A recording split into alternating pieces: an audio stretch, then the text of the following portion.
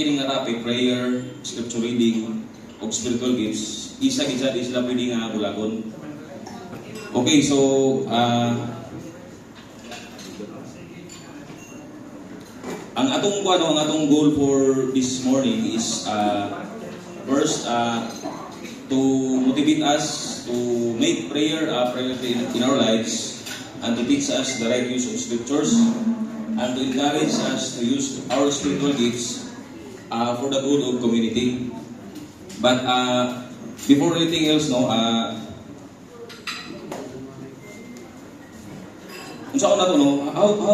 we can prioritize prayer in our life.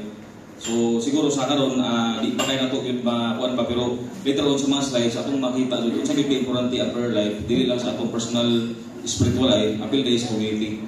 So how to make prayer a priority in our life. So natay mga recommendation first thing is to create a routine that prayer is part of our daily schedule. So kinahanglan kita nga mo-create routine sa atong 24 hours atong adlaw naghatag ni Lord sa tuwa, dapat mo spend kita o hour or mo spend kita o muhatag kita schedule na para maka-pray tayo. But before na, kailangan kita nga mo find a place, dapat na kita makita na lugar asa kita magampo. So ang uban sa ilang balay, pag mata pagabuntag, so ang uban po pag mata lago ng trabaho, so ang uban sa kanan. So daghan ta mga guro bigyan na nato asa nato pagpangita sa place na effective na mag-pray where we can feel at peace to the Lord, no? Then also in our prayer life, need na mag-grow kauban ang community sa BCBP. Sige, ato pong i-discuss ang obstacles sa prayer. So isa ini isang wrong attitude, no? O poor understanding. So later on we will understand what is prayer. So according to St. Agustino, ingon siya, whether we realize it or not, prayer is the encounter of God's thirst and ours. So through prayer, dili na to ma-satisfy ang atong thirst. O ang thirst po ni God sa atong kinabuhi. So let's talk about prayer. Pope Francis has declared 2024 a year of prayer for Catholics worldwide to prepare spiritually for the celebration of Jubilee 2025. So when Pope Francis announced the year of prayer preceding the Jubilee 2025, he encouraged the faithful as follows. So ako ning tingnan na ang ingon ni Pope Francis, no? I ask you to intensify your prayer to prepare us to live well this event of grace and to experience the strength of God's hope. A year dedicated to rediscovering the great value and absolute need for prayer in personal life, in the life of the church, and in the world. So, bisan si Pope Francis, no, yung i-value ang importance of prayer. Gani, iyatang encourage to rediscover the great value of prayer. So, dili lang ingon sa atong spiritual life, apil na po na ang church o ang timong kalibutan. So, Pope Francis first mentioned Jubilee 2025. So gabay lang nga trivia, no, what is Jubilee 2025? So, iyan yung first gimension sa Angelus Address on January 1, 2021. That 2025 marks the 1,700 years anniversary of the First Council of Nicaea. So, diri sa Council of Nicaea, diri nato i-establish sa mga bishop ang Nicene Creed. So, kung kitang taan, familiar mo ang Nicene Creed, no? Kanang I believe in God, the Father Almighty, kana akong i-memorize pero hindi sa misa. So, kana siya na tayo atong gi-establish ang Nicene Creed. So, na-establish, ang first council is in year 325. So, karon is pang 1,700 years na sa atong Nicene Creed. So, mao na ang importance, no, sa year 2025. Okay, so what is prayer? So, kitang tanong magampo kita kay according sa kining ko research, bisan gani ko mga atheist, magampo na sila. Di lang sila aware nga kanang ilang ibuhat prayer na. So what is prayer? So according to Catholic Catechism 2259, prayer is the raising of one's heart and mind to God or requesting of God good things from God. So sa akong pag-prepare sa talk, daghan ko mga gibuhat ka research niya. Ang akong brother naman siya sa seminaryo, graduating siya sa philosophy. Ang iyang giingon po, advice niya, para di ka mawala, mubasa kag mga Vatican documents. Kay nagi diha ang mga teaching. So isa rin sa akong mga natutlo, no, sa mga Vatican documents. Pope Francis remind us that prayer is an intimate dialogue with the Creator. Dialogue siya, dialogue. A dialogue that starts from the human heart and reaches the merciful heart of God that can transform our lives, amplifying in its simplicity and the richness of the church magisterium. For a Christian, prayer should be the spiritual breath of life. Ang balik ko, no? For a Christian, nga pareha na to, prayer should be the spiritual breath of life. Catechism teaches that prayer is the living relationship of the children of God and their Father who is good beyond measure with His Son Jesus Christ and the Holy Spirit. So prayer is the spiritual breath of life. So kung kita na ginawa ta perminti para mabuhi ta kanang taghangin, ang ato po yung espiritu, ang atong spirit need siya og breath para mabuhi. So unsa man ang breath? Ang prayer. In this dialogue, the believer may not only speaks to God, but only learns to listen to Him, finding answers and guidance in the light of His silent presence. So, as nag-prepare ko sa talk mo, mas gibati ko kakulba dahil kay kini din ka topic, grabe din kay kurante sa atong spiritual life, kining prayer. So, later on, atong discover nga ang prayer siya is composed din siya og pag-istorya, pag-communicate lang God, o ang pag-listen. So, communication siya, need ka nga mo-communicate, o need po ka nga mo-listen. So, later on, find out na ito, kung saan ito paminaw sa Ginoo. Prayer does become the bridge between heaven and earth.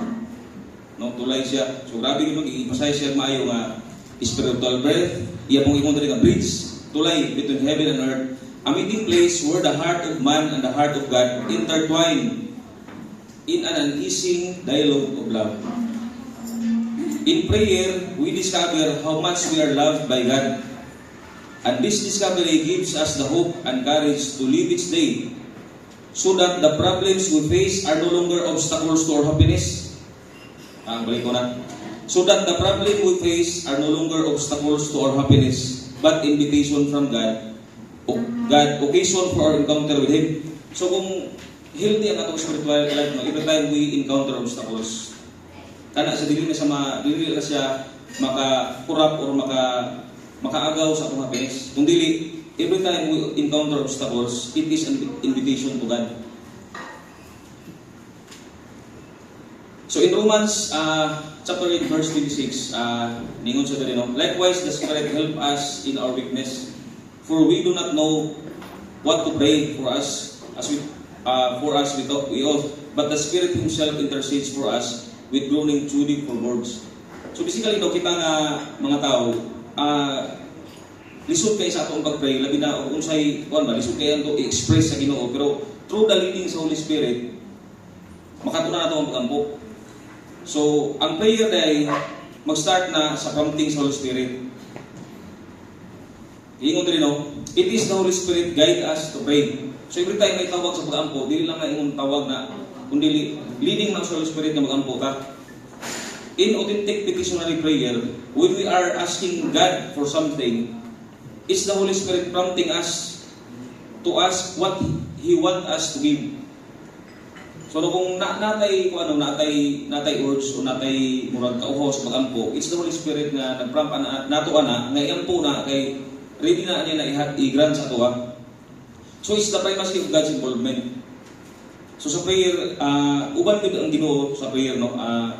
First is leading sa Holy Spirit, gitawag kita para pag-ampo. Okay, so everything in the church kini importante, no? Nani sa kang Pope Francis kaya publication sa General Audience issue niya ni April 14, 2021. Everything in the church originates in prayer. Everything grows thanks to prayer. When the enemy, the evil one, wants to fight the church, he does so first by trying to drain her, preventing them from praying. So, bisan na ang kusog sa atong simbahan, dependent kay sa prayer atong mga Kristiyano. So, ato po ni ma-relate sa community mo, yung kihangalan yun sa ato sa BCDP, na anak sa atong commitment card, kung unsa ka mag-ampo, o kano sa ka mag-ampo, na daily isa ang strength sa community is naabot, nakadependent siya sa atong prayer life. So kaya lang nga kita nga mga BCP members, kihalan nga dili kita pag-pray o healthy ang itong spiritual life. Kaya kung dili ta healthy, mo reflect na sa itong community. So nita nga mag-ampo ug maayo for the sake of the church and to our community. Ang dili lang po daw appeal po sa itong spiritual life o sa atong pamilya. Okay, so simple recommendations and fact about prayer. So kanino, importante kaya nga ito ni siyang ma-familiarize.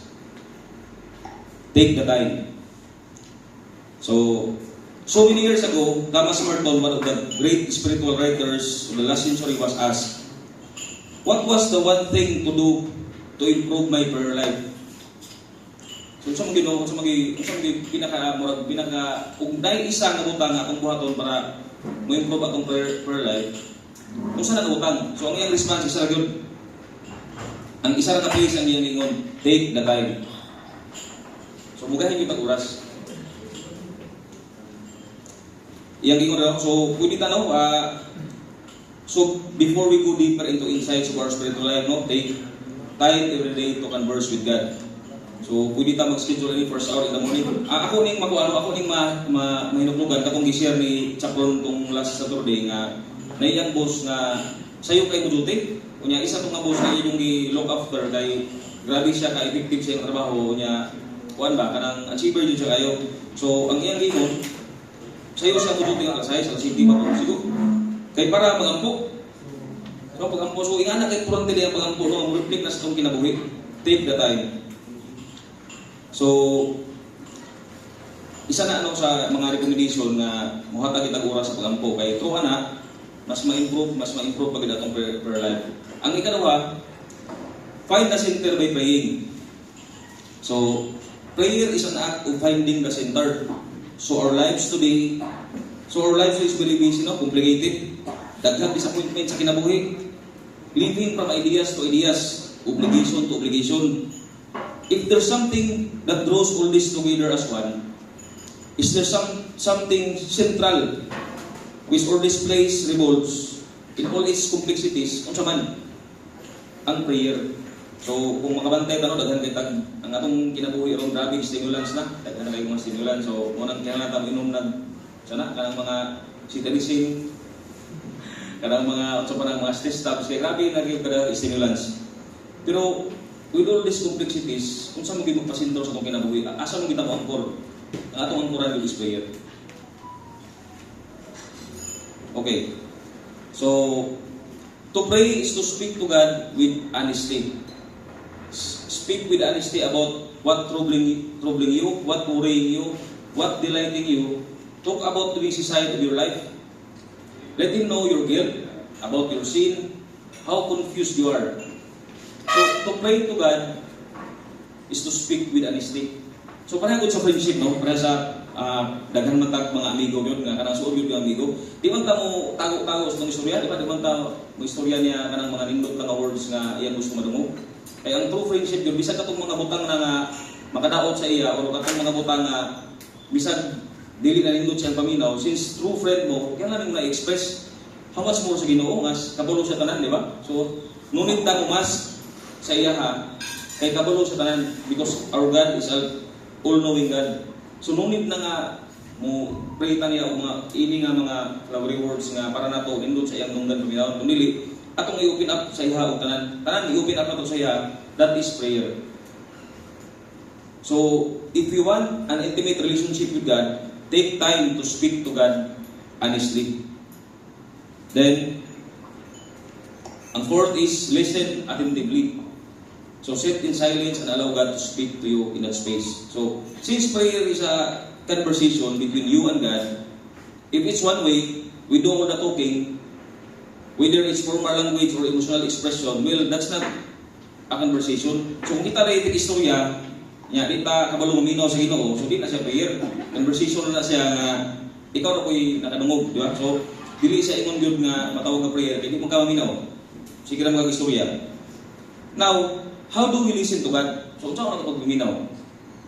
So, He speak to us directly. Makadungog, bugitang mga humong. Uso na ba karoon ng mga drugs, di ba? Ano ba mag-drugs? Daghanag mga ipanghumong. Karong nakita mo sa lapu-lapu, di ba? Nga nasa yung barunggan sa iyang banggan nga, sibok. Namusil na siya. So, dito siya, ang dito siya ang tingog sa Ginoo.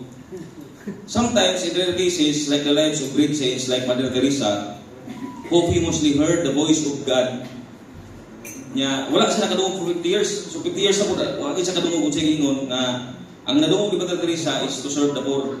Kunya, kung ato pong mabasa na may mga times so katong mga holy saints nga makadungog siya directly from God. Sa tingog yun, example sa gospel karong adlaw, ang atong gospel raw isikan sa Book of Acts. So dito si Paul o si Saul, nakadungog siya directly sa voice sa Ginoo nga, why have you persecuted me? So usually rare cases na nga makadungog ta. O di man ta si Pablo, mga laiko man ta. So usually dili na to na makadungog na to, madunggan na to ang tingog sa Ginoo indirectly. So unsa man it might be through the scripture reading. So mao ni nga ang kauban sa prayer nga topic nga talk is scripture reading. Kay diha nato gyud madunggan indirectly ang response ni Lord sa atong prayer through scripture reading. So later on sa mga slides ato pang palawman what is scripture reading, no? Anong part siya sa prayer. Okay, so the role of silence in prayer. So as Mother Teresa talks about her spiritual life, she begins with silence. Then silence rise to prayer. Then prayer gives rise to faith. And faith gives rise to love. And love to service.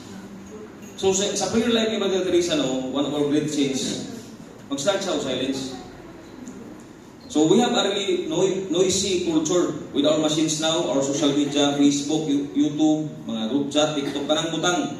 We are constantly stimulating ourselves with words, communication, ideas, like updates with our Facebook friends, no? Nga kita kailaw, kinsa na sila, sige tag-update kung sa nilang mga kinabuhi. We are talking each other, bisag unsang orasan, sa gabi na, sige rin itong istorya. Do we sit in silence, allowing God to speak to us in that space? So, motono akong balikon, unsa kay importante ang silence. Kaya usually, diha mo speak si God indirectly.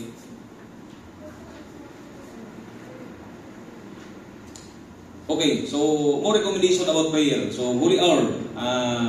Sa akong personal spiritual journey, nanakoy nabuhat na routine. Every time pagmata na ko, so ato sa akong table, so ako rin basahon kini.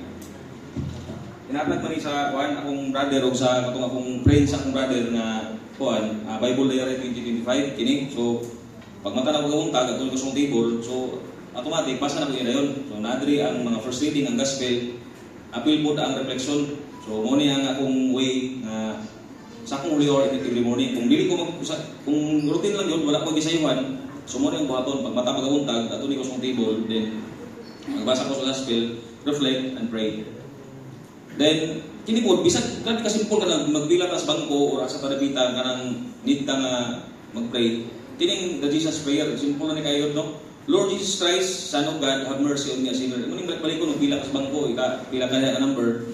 So, kung mag-rosary ka, medyo kuan man kay daghan man ka og mag-anak og mag-rosaryuhan niya, dool na ka. So, bisag kini lang simple na kay nga prayer.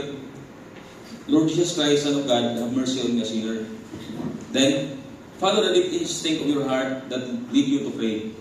So, muna yung mga tips, no? Kanya, sa ako pong personal life, every time mo matin yung breakfast, ako pong na-estimate na gikan dere, padaw pong basta sa diversion na pumuagi, padong spill invest, makahuman ko lagi sa mystery. Sa rosaryo, mag-ride ka, di ba? So, instead ka imong sayangan ng imong una-una, nga isaag din imong una-una asada na bit mo ato, imo lang ng rosary, pauli sa balay. So, ako na na-prove nga, gikan dere, padaw sa diversion na pumuagi, di ko Cristo life, isa na sa mystery sa rosary. Okay, so many Christians also try to include this in their personal prayer. So kini sa mga talks previously, ato naman yung na-discuss no kining Acts. So adoration, confession, thanksgiving, supplication. And the fifth common component is intercession. So usually sa DCWP, we encourage ta nga inganin na to ang sequence sa pagampo. O sumusubay pa sa Acts. So, in panigwa, Pope Benedict XVI, if the lungs of prayer and of the Word of God do not nourish the breath of spiritual life, we risk suffocating in the midst of thousand daily cares. Prayer is the breath of the soul and of life. So, grabe no? Grabe ka bukat din yung prayer. Di lang siya breath sa atong soul, appeal din sa itong kinabuhi. Si Pope Francisco, ingon po siya, no? Our strength is prayer, and the prayer of a humble person is the weakness of God. The Lord is weak only in this one sense.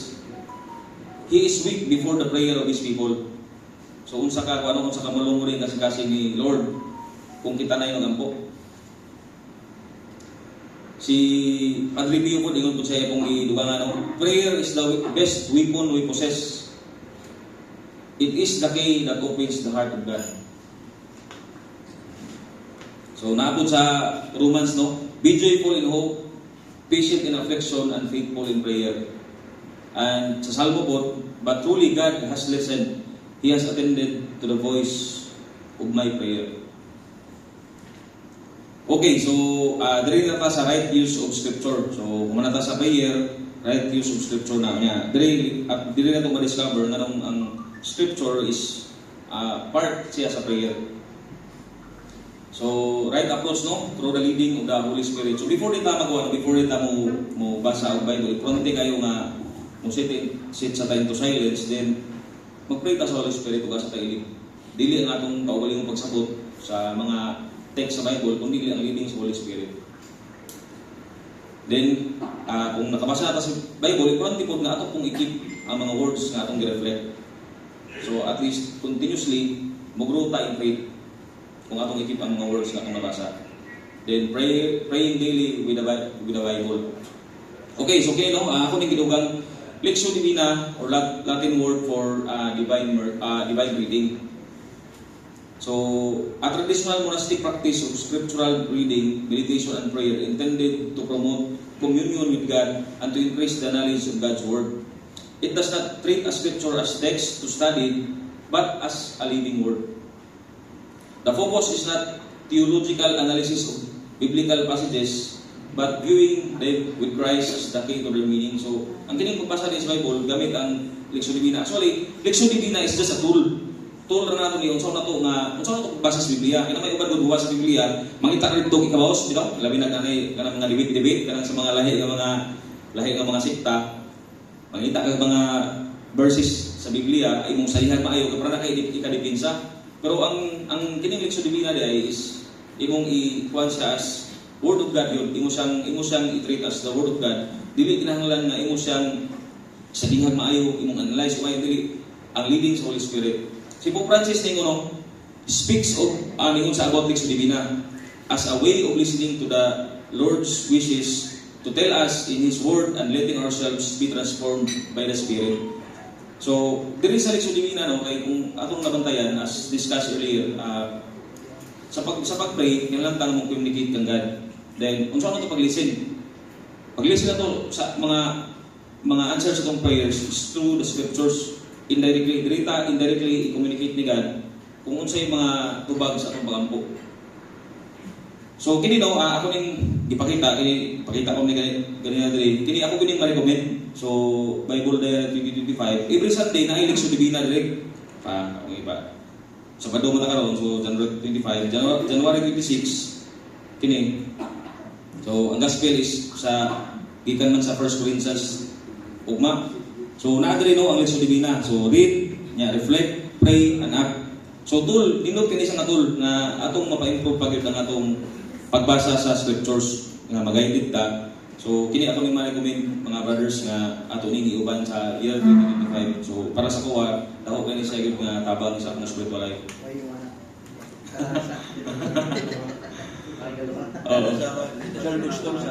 Robinson na ba ito? So, ingon ni Saint Cyprian, how to practice Lectio Divina. So, mo musilik kag scripture. So, kung magsubay ka ini, kung unsay mga gospel of proceeding sa atong simbahan, so mo atong mabasa, then mag-prepare ka for prayer, patong silence, then read or lectio, then meditate or meditasyo, pray or orasyo, then contemplate na rin ka. Ipanisit si Cyprian, diligently practice prayer and Lectio Divina. When you pray, you speak with God. When you pray, you speak to God. When you read, God speaks to you. Okay, so muna to nga about sa kuan sa prayer o sa scriptural reading. So diri ta sa spiritual gift. So St. Paul inyong guys no na sa 1 Corinthians katong kuan katuning pagmanifest sa Holy Spirit sa mga apostles. So spiritual gifts are manifestation of God's presence and power. So there are 9 spiritual gifts katuning kuan katuning i-take note na nainuibi ka spiritual gifts. Kitang tanan nga mga tao, mga Kristiyano, na tay tagsa ka mga spiritual gift. So later on ato nang ma-discover kung sana. Pero ang baseline good sa spiritual gift is dili na para sa imo ang spiritual gift, kundi para na sa community. So since nata sa BCBP, natay kaugalingon nga mga spiritual gift, so it's our duty to serve using our spiritual gifts. So, ang 9 spiritual gifts, gi-classify na siya into 3 groups. So, ang first group is teaching gift, ikaduha is sign gift, o ang isa is revelation gifts. So, sa teaching gift is wisdom and knowledge. So, both gives 2 parts. So, first is to enlighten, and second is an expression of this understanding in words designed especially for the one listening. So, ang ingon dito, gift of wisdom. This refers to the ability to see things from God's perspective and to make decisions that align with His will. It involves practical application of divine truth to everyday life and guiding others with insights that goes beyond human understanding. It's about discerning the best course of action in complex situation with the guidance of the Holy Spirit. So, muna i-gift sa wisdom, no? So, na yung mga times, bisag sa atong community natin, mga maka-encounter tag mga sitwasyon wherein need sila nga mga brothers na to step up. Katong mga brothers na to na gift of wisdom, sila mo yung lead na to into situations na complex kayo with the guidance of the Holy Spirit. Ang gift of knowledge, this is the supernatural ability to understand and share divine truth or facts that could not be known through natural means. It involves receiving insights about situation, people, or event that revealed by God. The purpose of this gift is open to encourage, guide, or correct others in alignment with God's plan. So, bisag sa pamilya na need ning gift yun sa knowledge kay dari once maka-encounter mo tag mga complexity sa kinabuhi. So, kini nga mga tao nga naay nga gasa, mo ni mo encourage, mo guide, mo correct kung unsa gyud sa katugod nga decision para mo-align ta sa will ni Lord. So both gifts involve natural knowledge, raised to a level beyond the speaker's normal capacity, and to put forth in words that build up, protect, or guide the community or an individual. So kini nga mga gift, need ni sa community gino, labi na sa atong pag-journey, sa atong kinabuhi. So sign gift, ang first na is the gift of faith. So, it enables the person without human reasoning or any sense of doubt to ask or to speak in the name of Jesus in such a way that He says or asks will come to pass. So, sa gift of faith, ako yung additional dre, the gift of faith is a spiritual gift described in the Bible, particularly in the 1 Corinthians, atong pag-manifest Holy Spirit. It is the extraordinary ability to trust God's power, promise, and purpose in an unshakable way. Grabe, no? Even in the face of seemingly impossible circumstances. So, mo yung mga gifts of faith. So, may mga example yun, no? Si Noah, atong pag-build ni Noah sa ark. So, grabe ito nga leap of faith. So, ako makarelate ko yun kay na-time ito nga naka-project ko upuan, shipyard. So, mag-repair ng mga barako. Kunya, mechanical ba, o repair ko, nabalatitik. Mag-listen ko, sa may starboard, si Bro Alex, bow, something stern, something hollow, hindi ko relate yun sa siya, mechanical o ana. How much more sa Noah? Bro, so kung building mo ng-ark nga, huwag mo kayo background o naval architect. Pero sa iyang faith, iyag yung nabuhat ang instruct ni Jesus Christ siya. So isa na sa may example sa gift of faith. So atong makita nga si Noah, na siya gift of faith diay. Next is the gift of healing. So, the gift of healing is the manifestation of the Spirit whereby a physical, psychological, or spiritual healing or renewal occurs, which is due primarily to God's action although natural causes can be used. So ato ning i-sure no, ato lang i-emphasize ko diri nga sa gift of healing, primarily God yun ang nag-act. So nahimo ra kang instrument, dili bitaw para ng uban ng mga tambalan nga ako gyud nakapayo nimo. So dili na siya ang gift sa healing sa Holy Spirit. So the gift of healing be manifest in different ways such as so mo po adri na to mahibawan kung sa pag-manifest ang gift of healing. So isa ini is praying for someone who is sick and witnessing their recovery. So bisan dai imong iampo no, imong iampo ang katong nasakiton, unya naayo siya. So naa ka na ang gift of healing. Ang isa, laying hands of the ill and seeing them healed. So ang isa i-pray na nimo, ang isa imo yung i-lay, imong i-pray over na nga maayo siya, mo witness ko nimo nga naayo siya.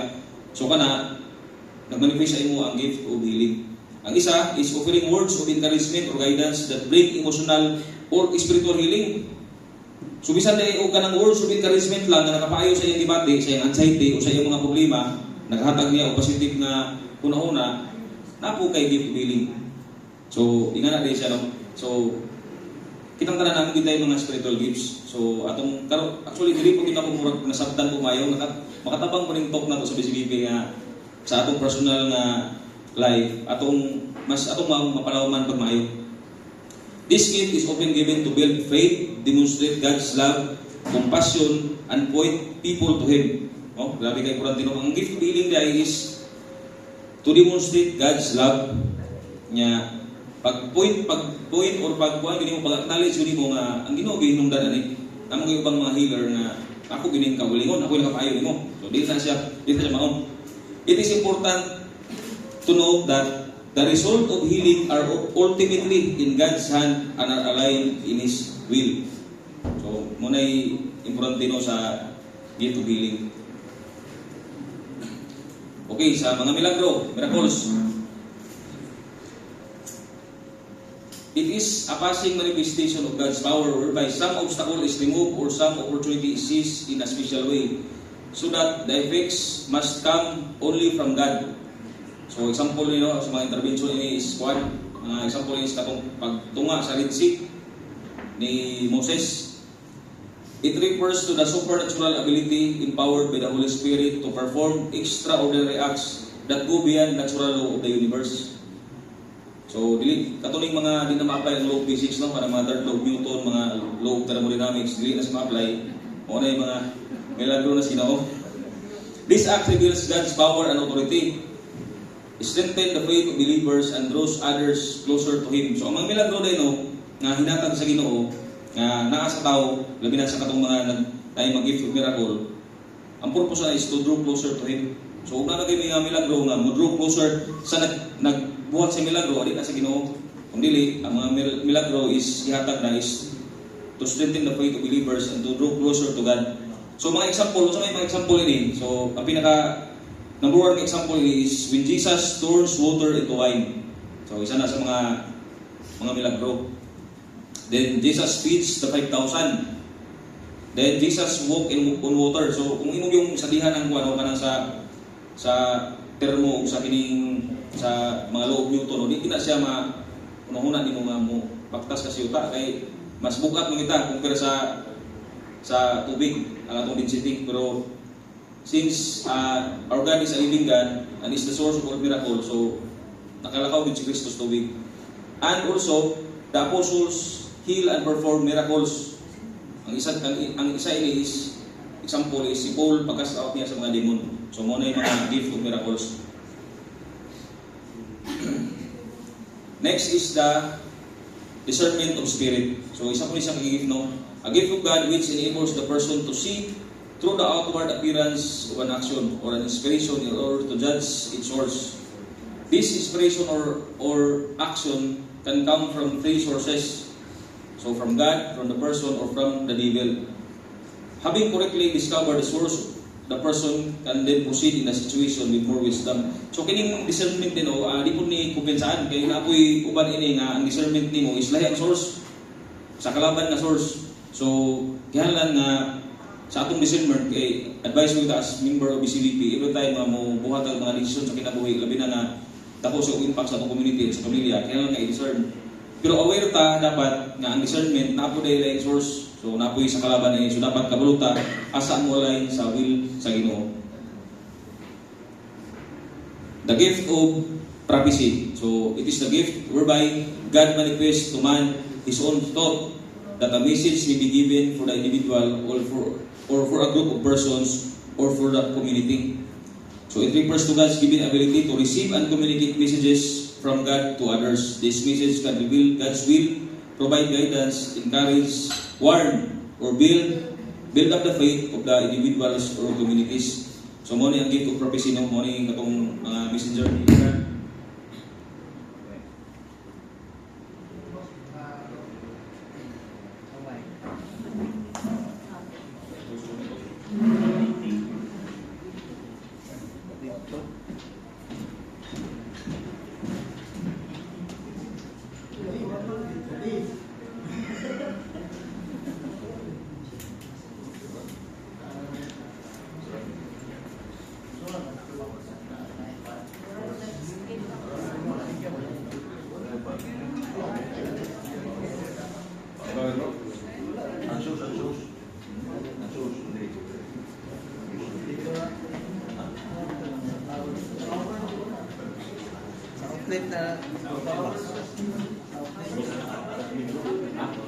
Oh, continue ako okay ra?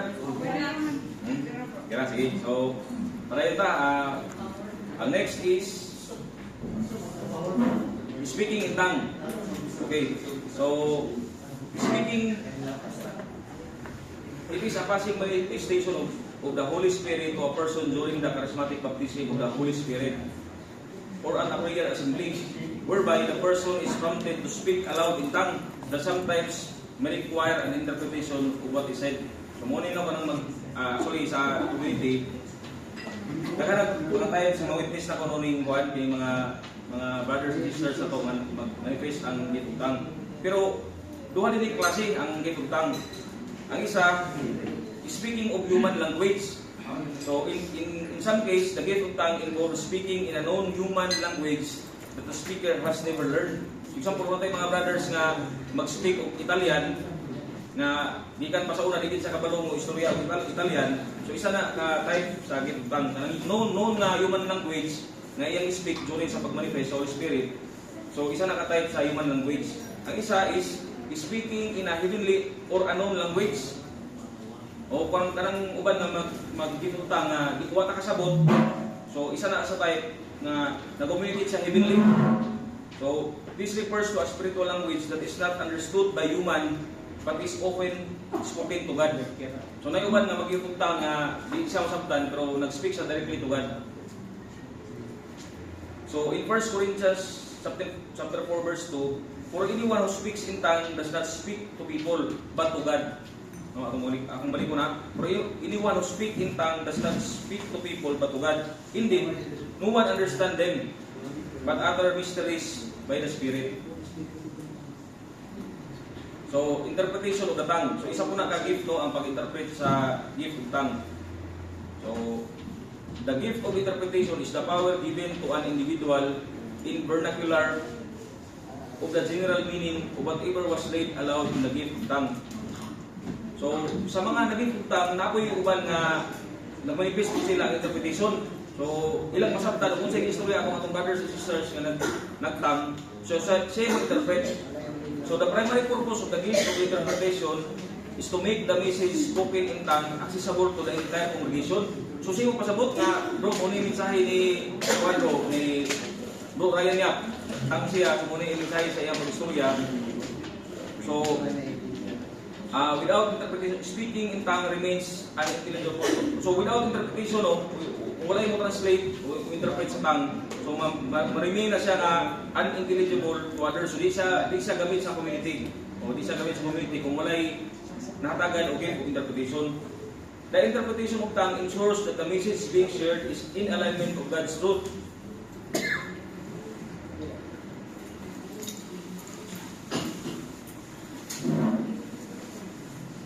So the interpretation of tongue ensures that the message being shared is in alignment of God's truth, revealing His will or guidance to the believers. The interpretation is not a translation. So di siya imong nga unsay istorya atong nagtang word by word imong i-translate dili na siya, but rather a divinely inspired revelation of the intended meaning.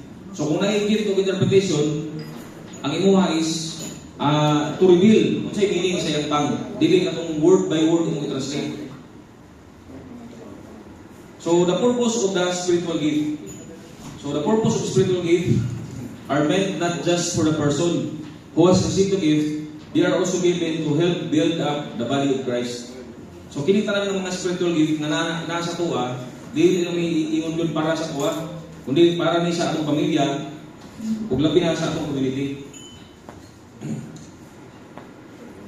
So as recipient of this spiritual gift na kitang tanan we are to use them to glorify and honor God and to build up His body. So, ang church, ang atong simbahan. For the good of our community and BCBP. There are different kinds of spiritual gifts, but the same Spirit is the source of them all. So, dili ingon nga, naipi man ka klase ang spiritual gift. So, lain-lain sa source, dili, isa lagi na siya ang source is the Holy Spirit. So when you use the gift of God, the gifts God has given you, it's an act of worship. So diri sa atong community, i-encourage ko ta nga atong gamiton ang atong spiritual gift in terms of service to the community, no? Kay kana dai atong pag-serve gamit ang mga gasa sa Holy Spirit, it's an act of worship. Okay, so that's it entirely, no, sa talk number 12 about spiritual gift, sa prayer, spiritual reading, o the gift of the Holy Spirit. So, maura po o daghang salamat.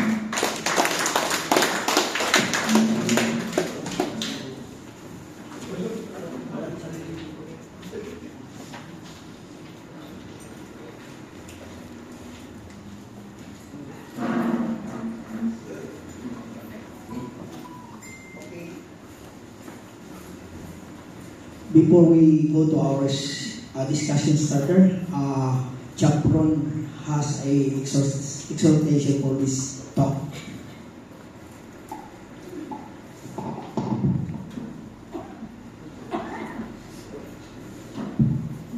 Good morning, brothers and sisters.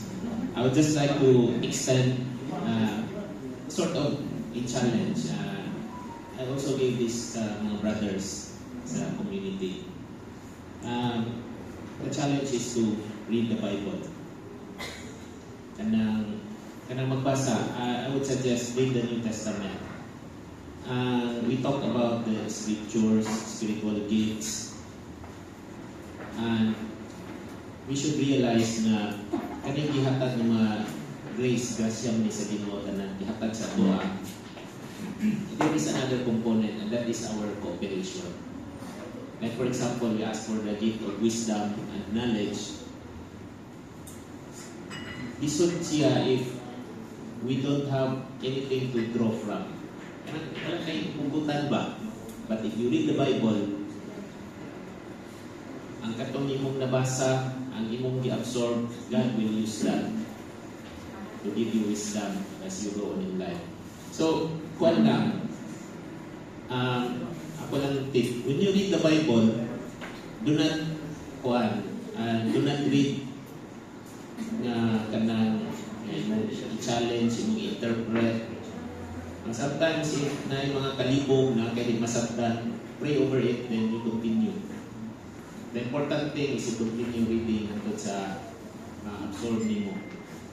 Then, I assure you, later on, as you go on with your life, matingala ka nga nakay mga reflections, magka-remember ka, nasunti naman dahil tuod ni, pero nakabasa man ko ani.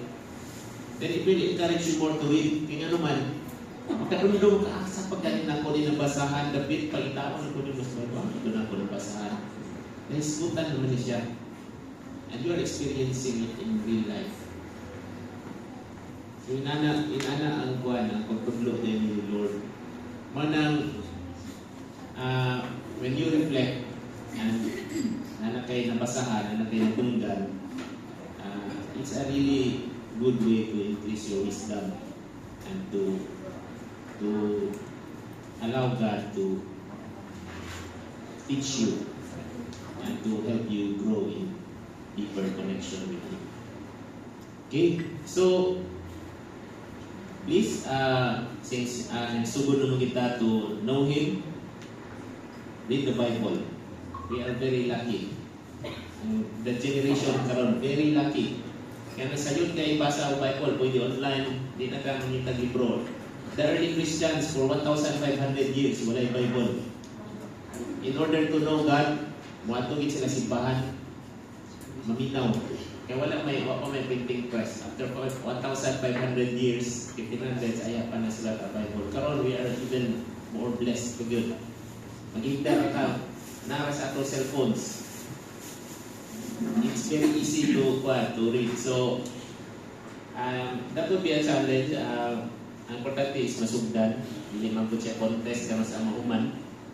But, in the BCBP, we are encouraged to read for at least 15 minutes every day.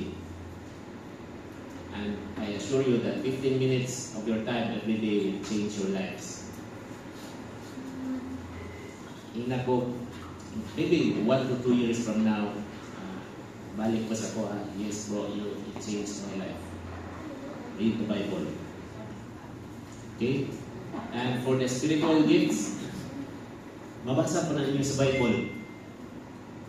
And when you experience it, it would be a great opportunity to be able to share also with the community. Okay? Okay, as usual, start your discussion with a prayer. And discussion starters, bro. Okay. We will flash the discussion starters. Thank you, my brothers and sisters.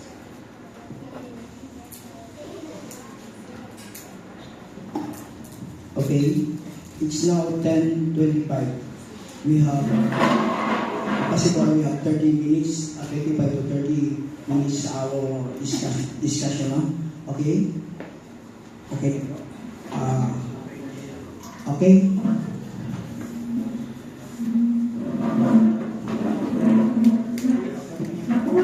Prayer na lang sa yung grupo na please. Thank you.